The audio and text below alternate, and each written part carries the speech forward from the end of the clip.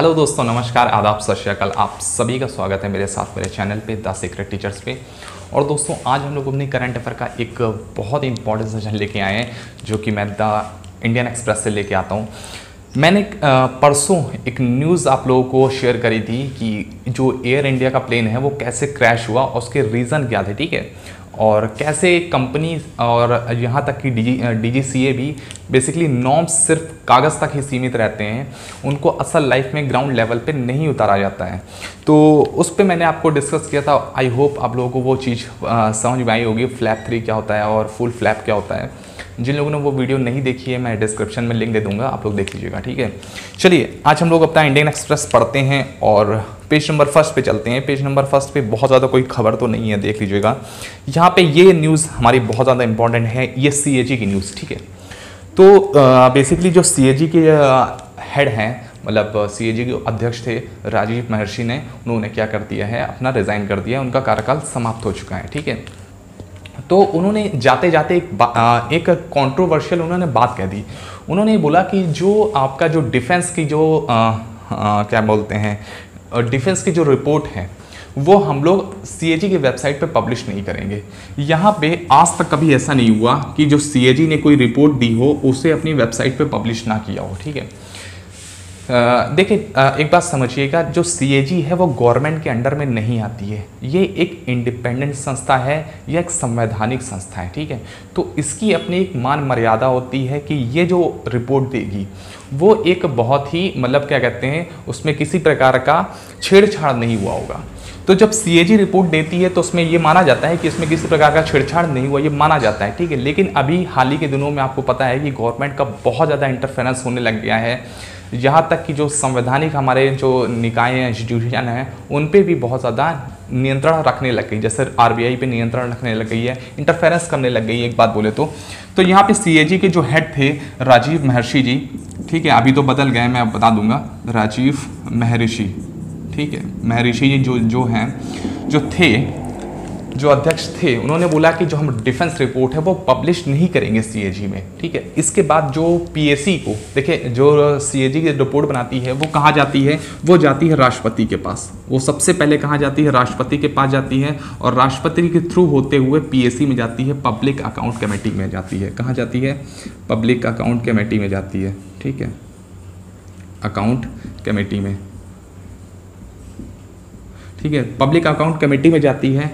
Public account committee में जो head होते हैं, जो PAC के हेड होते हैं, वो विपक्ष के कोई ना कोई पर्सन होता है, ठीक है। इसमें बेसिकली जो मिनिस्ट्री होती है, जो प्रेजेंट टाइम में जो गवर्नमेंट होती है, उस मिनिस्ट्री का कोई भी मेंबर इसमें हेड नहीं बन सकता है PAC का, ठीक है। जो विपक्ष का होता है वही हेड, उनमें से कोई ना कोई बनाया जाता है, ठीक है। तो ये ध्यान रखिएगा, पहली बात तो ये। दूसरी बात मैं कहता हूँ कि यहाँ पे राजीव महर्षि ने बोला है कि हमने जो है वो जो भी रिपोर्ट है, जो भी डिटेल है, वो PAC को भेज दी है, ठीक है, राष्ट्रपति जी को भी भेज दी है, और अपने पार्लियामेंट में भी सामने रिप्रेजेंट कर दी है। लेकिन हम यहाँ पे अपनी वेबसाइट पे उस चीज़ को नहीं डालेंगे। मतलब हम लोग क्या करेंगे, उसको क्या कहते हैं, ऑफिशियल लोगों के सामने प्रस्तुत नहीं करेंगे, जबकि आज तक ऐसा नहीं हुआ। यहाँ पे ये बात दर्शाती है कि जो है कैसे गवर्नमेंट जो है वो संवैधानिक निकायों को कैसे अपने अंडर में लेने की कोशिश कर रही है, ठीक है। अच्छा, दूसरी बात करता हूँ मैं 8 अगस्त की तारीख, जो 8 अगस्त 2020 था, ठीक है। उस दिन GC मुर्मू, ठीक है, मुर्मू जी, जो अभी तक क्या थे, जम्मू एंड कश्मीर के, मैंने आपको बताया था जम्मू एंड कश्मीर के क्या थे, वो लेफ्टिनेंट गवर्नर थे, ठीक है। फर्स्ट लेफ्टिनेंट गवर्नर थे किसके, जम्मू एंड कश्मीर के। उन्होंने रिजाइन करके क्या बन गए हैं, CAG बन गए हैं, controller and auditor general of India बन गए, नियंत्रक एवं महालेखा परीक्षक, ठीक है। ये GC मुर्मू जी बन गए हैं। और आपसे ये पूछा जा सकता है कि कौन से नंबर के हैं प्रेजेंट टाइम में CAG, कौन से नंबर के हैं, तो 14th नंबर के CAG हैं, ठीक है। दूसरी बात मैं कर लेता हूँ, CAG के बारे में थोड़ी सी बात कर लेते हैं। CAG का जो फुल फॉर्म होता है वो होता है controller and auditor general of India, auditor general of India, ठीक है। हिंदी में बोलते हैं नियंत्रक एवं महालेखा परीक्षक, ठीक है, नियंत्रक एवं महालेखा परीक्षक बोलते हैं, ठीक है। दूसरी बात करते हैं कि इसका आर्टिकल कौन सा है, जो सीएजी है वो सीएजी का आर्टिकल कौन सा है, मतलब संविधान की किस, जब ये संवैधानिक निकाय है तो इसका कोई ना कोई आर्टिकल जरूर होगा। तो ये 148 से लेकर 151 तक जितने भी आर्टिकल्स हैं वो सीएजी को डिफाइन करते हैं बेसिकली, ठीक है। मेन कौन सा है, मेन है 148, मेन कौन सा है, मेन है 148 है, ठीक है। अच्छा, जो जीसी मुर्मू जी जो भी सीएजी नया बनता है वो किस नंबर का होता है, अगर मैं इंडियन प्रीसीडिंग में देखूं, मतलब ठीक है वरीयता में देखूं तो फिर कौन से नंबर में होता है, 9th नंबर पे होता है, ठीक है। तो वरीयता का जो क्रम है वो मैं आपको, अगर आप लोग जानना चाहते हो कि भारत में वरीयता का क्रम क्या है, ठीक है, भारत में, मैं यहाँ लिख देता हूँ हिंदी वाले के लिए लिख देता हूँ, भारत में वरीयता का क्रम, वरीयता का क्रम, ठीक है। जो लोग बच्चे जानना चाहते हैं वो जान सकते हैं भारत में वरीयता का क्रम क्या है। और थोड़ा सा इसको अगर नोट डाउन करना चाहते हैं तो कॉपी पेन निकाल के बैठे रहा करिए, ठीक है, जो है नोट डाउन कर सकते हैं, ठीक है। इंडियाज रैंक प्रीसीडिंग, जो वरीयता को क्या कहते हैं, प्रीसीडिंग कहते हैं, ठीक है, प्रीसीडिंग कहते हैं, ठीक है। चलिए हम लोग नंबर 1 पे जो सबसे ऊपर वरीयता दी गई है जिनको, वो है राष्ट्रपति को दी गई है। किसको दी गई है, राष्ट्रपति को दी गई है, ठीक है। तभी कहा जाता है कि भारत का ये प्रथम नागरिक होता है, भारत का प्रथम नागरिक होता है, ठीक है। दूसरी बात मैं करता हूँ, सेकंड नंबर पे किनको वरीयता दी गई है, वो उपराष्ट्रपति को। किसको दी गई है, उपराष्ट्रपति को। व्हाइट बोर्ड ऐसा हिला है जैसा लग रहा है भूकंप आ रहा था अभी, ठीक है। तीसरे नंबर पे जो वरीयता दी गई है प्रधानमंत्री को दी गई है। वैसे प्रधानमंत्री का स्पेसिफिक कोई आर्टिकल नहीं होता, ठीक है। भारत के अनुच्छेद में कोई स्पेसिफिक, मतलब भारत के संविधान में कोई स्पेसिफिक अनुच्छेद नहीं होता या कोई स्पेशल कोई आर्टिकल नहीं होता, ठीक है। कैबिनेट मिनिस्ट्री का होता है। जो पावर है ना एक्चुअल में, जो एक्चुअल पावर है वो प्रधानमंत्री को नहीं है, एक्चुअल में कैबिनेट मिनिस्ट्री के पास होती है, लोग प्रधानमंत्री समझते हैं, ठीक है। चौथे नंबर पे आ जाता है राज्यपाल, आ जाते हैं जो राज्यों के राज्यपाल होते हैं, राज्यों के राज्यपाल, ठीक है। इसमें लेफ्टिनेंट गवर्नर भी आ जाते हैं, लेफ्टिनेंट गवर्नर भी इसी में शामिल हो जाते हैं, ठीक है। 5वें नंबर पे आते हैं पूर्व राष्ट्रपति। कौन से आते हैं, पूर्व राष्ट्रपति, ठीक है। अच्छा, 5th का यहाँ पे एक क्लॉज है, 5th ए में ही है, 5th ए है। इसमें जो आते हैं वो आते हैं आपके उप प्रधानमंत्री, या आप सीधे सीधे कह सकते हो गृह मंत्री, ठीक है। या आप सीधे सीधे क्या कह सकते हो, गृह मंत्री कह सकते हो। मैं आगे लिख रहा हूँ यहाँ पे। 6ठे नंबर पे जो वरीयता दी गई है वो SCI को दी गई, supreme court of CJI, chief justice of India, chief justice of India को दी गई है, मतलब भारत के सुप्रीम कोर्ट के मुख्य न्यायाधीश, ठीक है। इसके साथ साथ इसी में ही एंड में लिख रहा हूं, लोकसभा के अध्यक्ष, जो लोकसभा के, दोनों सभाओं के अध्यक्ष की बात नहीं कर रहा हूं मैं, सिर्फ लोकसभा के अध्यक्ष की बात कर रहा हूं। राज्यसभा का अध्यक्ष कौन होता है, वो बेसिकली उपराष्ट्रपति ही होता है, ठीक है। चलिए 7वें नंबर पे बात करते हैं। 7वें नंबर पे जो कैबिनेट मिनिस्ट्री है, चाहे वो सेंट्रल में हो चाहे वो आपकी राज्यों में हो, तो कैबिनेट मिनिस्ट्री को दी गई है। ध्यान रखिएगा, ये जितनी वरीयता का क्रम है ना, ये एकदम एग्जैक्ट है, इसमें कहीं भी इधर और उधर नहीं है, जो है एक एग्जैक्ट है, ठीक है। यहाँ पे कैबिनेट मिनिस्ट्री दोनों जगह, सेंट्रल और उसके बाद क्या कहते हैं आपकी स्टेट, ठीक है। देखिए विकीपीडिया हर बात पढ़ के मत आ जाया करिए। कुछ बच्चे यहाँ पे विकीपीडिया या गूगल सर्च करके आते हैं। एटलीस्ट आपको अगर कन्फ्यूजन हो ही रहा है तो आप लोग एक सोर्सेस से मत पढ़ो, ठीक है। एटलीस्ट 4 सोर्सेस से पढ़ो, और उसमें मैं आपको बताता हूँ सबसे जो मेन है वो आपका है, आप अगर भारत के संविधान की बुक लाके अगर पढ़ सकते हो तो वो चीज़ लाके पढ़ो, ठीक है। वैसे विकीपीडिया पढ़ने में कोई बुराई नहीं है, विकीपीडिया पढ़ो, लेकिन अगर विकीपीडिया और आपको बुक में दोनों एक कॉन्ट्रडिक्शन लग रहा है, ठीक है, तो आप संविधान की बुक उठा के ही सीधे पढ़ो, ठीक है। मिल जाती हैं, आप टेलीग्राम पे जाओगे आपको मिल जाएगी सीधे सीधे वहाँ पे, ठीक है, खरीदनी भी नहीं है आपको। 8वें नंबर पे बात करते हैं। जो 8वें नंबर पे है वो बेसिकली है राज्यपाल, ठीक है, लेकिन भारत के राज्यपाल या विदेशों से आए हुए राज्यपाल। तो इसमें भी थोड़ा सा कॉन्ट्रडिक्शन क्या है कि सबसे पहले ए जो वरीयता दी गई है, 8वें का जो ए है, उसको वरीयता जो दी गई है जो विदेशों से भारत में आए हैं, ठीक है, मतलब विदेशी विदेशी जो वो क्या कहते हैं, विदेशी राजदूत कह लीजिए, ठीक है, या फिर जो फॉरेन एम्बेसडर होते हैं वो, ठीक है। जो दूसरी वरीयता दी गई है वो दी गई है भारतीय राजदूत को, ठीक है, जो उच्चावास के होते हैं, या भारतीय राजदूत या भारतीय उच्चावास, ठीक है, भारतीय राजदूत या उच्चावास, समझ रहे हैं ना।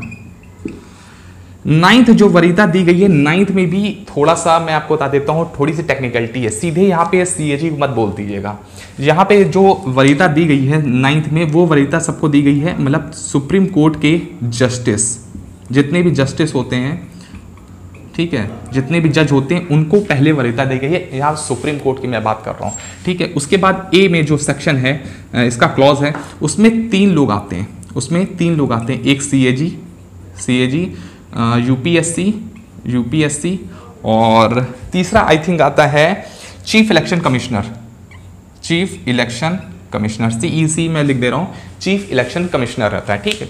तो ये आपकी वरीयता का क्रम था जो मैं 9वीं तक समझाना था मुझे, ठीक है। वैसे तो बहुत ज़्यादा आगे तक होते हैं, जितना समझा पाऊँ मैं उतना ही कम है, ठीक है। चलिए सेकंड न्यूज़ पे चलते हैं। सेकंड न्यूज़ क्या है हमारी, फरवरी का जो हमारे डेज़ हैं उनको मुझे पढ़ाना है, और ये अच्छा है, इम्पॉर्टेंट है, क्योंकि फरवरी के डेज़ मैं फरवरी पे क्यों अटका हूँ, अगस्त के जो डेज़ हैं वो मैं बता देता हूँ। तो आज अगस्त की 10 तारीख है, और आज अगस्त की 10 तारीख को होता है बायो ईंधन दिवस, ठीक है, या बायो फ्यूल डे भी कह सकते हैं। लेकिन मैं 1 अगस्त से आपको बताता हूँ, अगस्त के जितने भी डेज़ हैं, मैं आपको वो सब कराऊंगा, ठीक है। तो यहाँ पे मैं सबसे बात करता हूँ, सबसे पहले 1 अगस्त की बात कर लेता हूँ। 1 अगस्त की बात कर लेता हूँ। 1 अगस्त को होता है, आप बताइएगा, US का, ठीक है, नेशनल माउंटेन क्लाइंबिंग डे। मैंने आपको बताया था ना, माउंटेन क्लाइंबिंग डे। देखिए जब भी मैं न्यूज़ कराता हूँ, ठीक है, मैं न्यूज़पेपर पढ़ाता हूँ, तो अगस्त के कोई ना कोई डेज होते हैं, जो भी मंथ चल रहा हो तो उसके डेज इंपॉर्टेंट होते हैं, वो मैं कराता हूँ, ठीक है।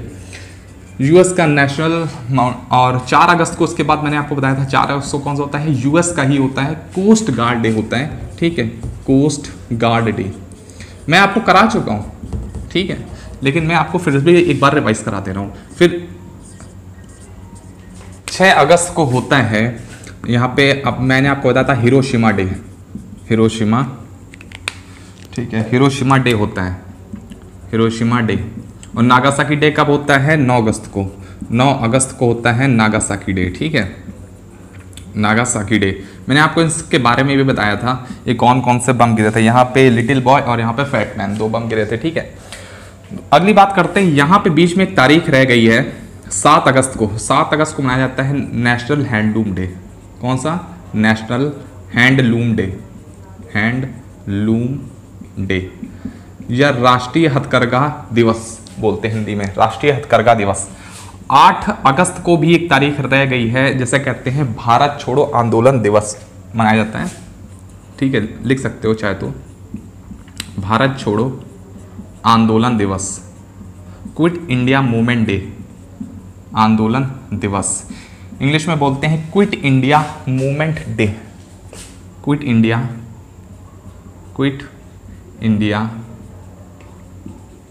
मूवमेंट डे, ठीक है। क्यों मनाया जाता है क्विट इंडिया मूवमेंट डे, क्योंकि 8 अगस्त 1942 को महात्मा गांधी जी ने ये इस चीज का आगाज किया था, भारत छोड़ो आंदोलन। कब किया था, 8 अगस्त 1942 को महात्मा गांधी ने आगाज किया था भारत छोड़ो आंदोलन का, ठीक है, अंग्रेजों के खिलाफ। ध्यान रखिएगा, इसको अगस्त क्रांति के नाम से भी जानते हैं, क्योंकि अगस्त में हुआ था, इसलिए अगस्त क्रांति के नाम से भी जानते हैं, ठीक है। तो यहाँ से हमें 2 चीज़ें पता चल गई, अगस्त क्रांति के नाम से जानते हैं। अच्छा, 9 अगस्त को एक और इम्पोर्टेंट डे होता है जो मैं बताना भूल गया था,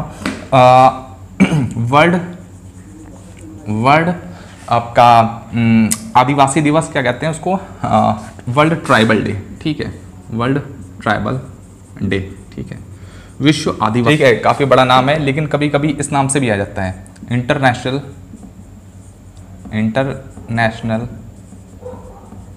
डे ऑफ द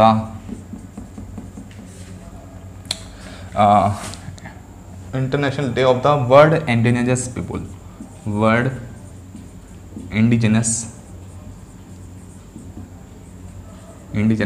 पीपल। इसका मतलब ये होता है कि ये एक अंतर्राष्ट्रीय दिवस मनाया जा रहा है उस देश के स्पेशली उन्हीं लोगों के लिए जो वहाँ के मूल निवासी हैं। ठीक है, तो ये हो गया। अच्छा, 10 अगस्त को जो आज का दिवस है, ठीक है, कौन सा होता है? World biofuel day. कौन सा होता है? वर्ल्ड बायोफ्यूल डे मनाया जाता है, विश्व बायो ईंधन दिवस के रूप में। ठीक है, तो यहाँ से ये चीज़ें हो गई जो हमारी स्पेशली फरवरी की थी, और हो सकता है कोई ना कोई एग्जामिनेशन में आ जाए। नहीं एग्जामिनेशन में आता है तो कहीं ना कहीं हमारे खुद के ही नॉलेज के लिए कहीं ना कहीं काम आती रहती है चीज़ें। ठीक है, चलिए आगे बढ़ते हैं हम लोग। पेज नंबर इकोनॉमी के पेज पे चलते हैं। आज इकोनॉमी का पेज पहले आ गया और द वर्ल्ड का पेज बाद में छपा है। चलो इकोनॉमी के पेज पे चलते हैं। इकोनॉमी के पेज पे चलते हैं तो यहाँ पे लिखा हुआ है इंडस बैंक के बारे में। इंडस इंड बैंक है, उसने 7.82% जो है वो शेयर एक्वायर कर लिए हैं एवर रेडी के। ठीक है, तो यहाँ पे इंडस इंड बैंक की है, इंडस इंड बैंक की खबर है।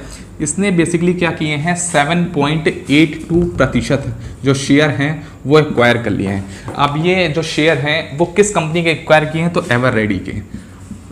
एवर रेडी के ही, जो आप समझ रहे हैं वही है जो सेल बनाती है, बैटरीज बनाती है, उसी कंपनी के ही ये शेयर एक्वायर कर लिए हैं। ठीक है, बेसिकली ये जो है डिफॉल्टर कुछ घोषित हो गई है। ठीक है, तो उसके बहुत सारे जो एसेट्स हैं उन पे इसने क्या कर दिया है? स्टेक अपना होल्डर दावा ठोक दिया है। ठीक है, और इतने परसेंट जो है स्टेक है वो ले आया है। ठीक है, चलिए बात करते हैं यहाँ पे इंडसइंड बैंक के बारे में बात करते हैं।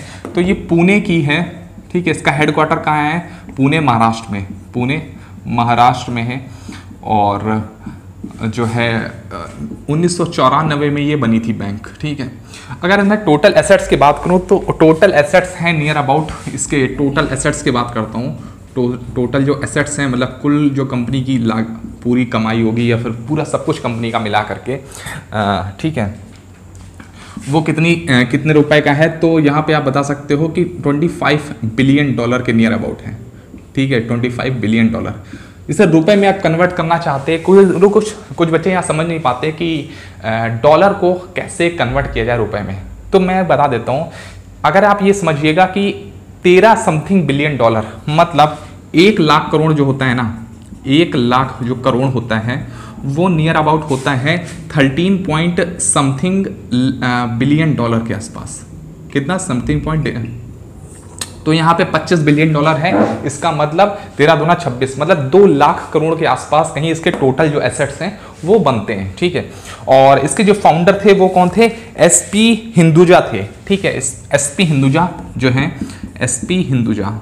तो बेसिकली मैं क्यों बता रहा हूँ उसके फाउंडर, देखिए आजकल क्या हुआ है, आजकल के जो एग्जामिनेशन है ना उनमें ज़्यादातर जो प्राइवेट कंपनीज हैं, ठीक है, जो प्राइवेट एंटिटीज़ हैं, उनके ज़्यादातर MD CEO पूछ लिए जा रहे हैं, या उनका क्या कहते हैं फॉर्मेशन ईयर पूछ लिया जा रहा है, या फिर उनके हेडक्वार्टर पूछ लिए जा रहे हैं। और बैंकिंग सेक्टर में तो खासकर यही होता है। ठीक है, चलिए आगे बढ़ते हैं हम लोग। आगे बढ़ते हैं, अगला जो है वो RBI के बारे में न्यूज़ है। तो RBI के बारे में चलते हैं हम लोग, बात करते हैं थोड़ी सी। यहाँ RBI ने एक पायलट प्रोजेक्ट लाया गया है। ठीक है, और ये जो न्यूज़ है ना ये आपकी बेसिकली है इकोनॉमी के पेज पे ही है। ठीक है, तो बेसिकली क्या है किया है RBI ने, एक पायलट प्रोजेक्ट लेके आया है जिसमें आप 200 रुपए की जो मनी है वो किसी को भी ट्रांजैक्शन कर सकते हो बिना किसी इंटरनेट के। ठीक है, तो यहाँ ये जो खबर है वो RBI की है, रिजर्व बैंक ऑफ इंडिया की है। RBI क्या करके लाया है? एक पायलट प्रोजेक्ट लेके आया है, पायलट प्रोजेक्ट। अब ये पायलट प्रोजेक्ट है क्या, ये समझ लेते हैं। इसमें जो 200 रुपए की मनी है ना, 200 रुपए, मैक्सिमम 200 रुपए तक आप किसी को भी भेज सकते हो विदाउट इंटरनेट। अगर आपके पास इंटरनेट नहीं है तो आप ऑफलाइन तरीके से, ऑफलाइन डिजिटल तरीके से, ठीक है, ट्रांसफ़र कर सकते हो। क्या कर सकते हो? ऑफलाइन डिजिटल ट्रांसफ़र कर सकते हो। अब ये कैसे होगा? आपको पता है ना, रेडियो सिग्नल्स के थ्रू, जहाँ पे भी डिजिटली मतलब क्या कहते हैं इलेक्ट्रॉनिक्स डिजिटल नहीं काम करता है, वहाँ क्या काम करता है? वहाँ काम करता है आपका रेडियो सिग्नल्स। तो अगर आपको पता है नहीं होगा तो भीम को भी आप विदाउट ऑनलाइन आप एक्सेस कर सकते हो, *99# करके ऐसी तरह है, आप भीम ऐप को भी एक्सेस कर सकते हो। जैसे आप भीम को एक्सेस कर सकते हो वैसे ही आप क्या करोगे, ये 200 रुपए की जो मनी है वो किसी को भी ऑफलाइन ट्रांसफर कर सकते हो। बेसिकली लाया क्यों गया है, क्यों आपको पता है ना कि दूर दराज के जो इलाके हैं या आदिवासी इलाके हैं या फिर ग्रामीण जो इलाके हैं वहाँ पे इंटरनेट कनेक्टिविटी बहुत लो होती है या फिर होती ही नहीं है। तो आप ऐसे में क्या करोगे, आपको पैसे ट्रांसफर करना है तो आप 200 रुपए तक मनी ट्रांसफर कर सकते हो ऑफलाइन रेडियो सिग्नल्स के थ्रू। यहाँ पे जो मेन चीज़ है वो है रेडियो सिग्नल्स, ठीक है। चलिए आरबीआई के बारे में थोड़ी सी बात कर लेता हूँ। जो आरबीआई का एक्ट था, आरबीआई एक्ट की बात कर लेते हैं। आरबीआई का बना था, आरबीआई एक्ट 1934 का था। पहले एक्ट बनता है, उसके बाद में किसी भी संस्था की स्थापना होती है। अब आरबीआई कब बनी थी, आरबीआई का निर्माण कब हो गया था, आरबीआई का निर्माण हुआ था 1935 में, ठीक है। 1 अप्रैल 1935 को हो गया था।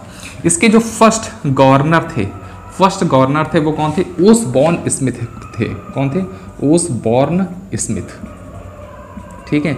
यहां से ये चीज ध्यान रखनी है, कभी कभी पूछ लेते हैं आरबीआई के फर्स्ट गवर्नर कौन थे, तो ओसबॉर्न स्मिथ थे 1935 में जब बने थे, ठीक है। इसका राष्ट्रीयकरण कब हुआ था, आरबीआई का जो राष्ट्रीयकरण है, ठीक है, राष्ट्रीयकरण कब हुआ था, तो आरबीआई का जो राष्ट्रीयकरण है वो हुआ था आपका 1 जनवरी 1949 को, 1949 को इसका राष्ट्रीयकरण हुआ था। अच्छा, मैं एक बात पूछी जाती है कि बैंकों का राष्ट्रीयकरण कब हुआ था, तो बैंकों का जो पहली बार हुआ था फर्स्ट टर्म में हुआ था वो 14 बैंकों का राष्ट्रीयकरण हुआ था। 14 बैंकों का राष्ट्रीयकरण हुआ था, कब हुआ था, 1969 में। ये पहली फेज में हुआ था, 14 बैंकों का राष्ट्रीयकरण हुआ था 1969 में, ठीक है। और दूसरी बार जो हुआ था, जब सेकेंड टर्म में हुआ था तो उसमें करीब 6 बैंक थे, नियर अबाउट 6 बैंक थे, और हुआ था 11 साल बाद 1980 में हुआ था, ठीक है। तो यहाँ से ये थोड़ी छोटी चीज़ें थी। अच्छा, यहाँ पे आरबीआई के बारे में ही चलते हैं। तो आरबीआई के गवर्नर कितने होते हैं, एक गवर्नर होते हैं, एक गवर्नर होता है, एक गवर्नर होता है, और गवर्नर कौन है, शक्तिकांत दास हैं, शक्तिकांत दास जी हैं, ठीक है। दूसरी बात करते हैं कि यहाँ पे डेप्यूटी गवर्नर कौन होता है, तो 4 डेप्यूटी गवर्नर होते हैं। डेप्यूटी DY से लिखना हो, डेप्यूटी गवर्नर कितने होते हैं, 4 डेप्यूटी गवर्नर होते हैं, ठीक है, ऑलवेज होते ही होते हैं।